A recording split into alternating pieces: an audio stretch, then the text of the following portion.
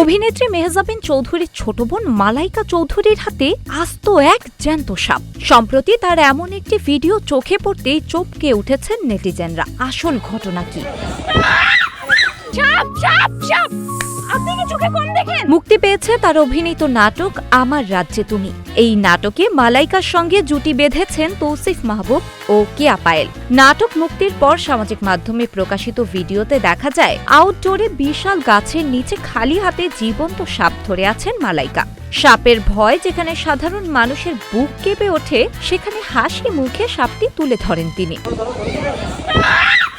ভিডিওটি প্রকাশ করেছেন মালাইকা নিজেই, আর ক্যাপশনে লিখেছেন, জীবনে প্রথমবারের মতো সাপ ধরেছি। পরিচালক সাপ ধরতে বললে তিনি রাজি হন, কিন্তু সাপটি দেখে দ্বিধায় পড়েন। হঠাৎ সাপটি যখন তার দিকে ওপরে উঠে আসে, তখন চিৎকার করে ওঠেন। শিলা ইসলাম, গ্রিন টিভি ডিজিটাল। আপনি কি চোখে কম দেখেন?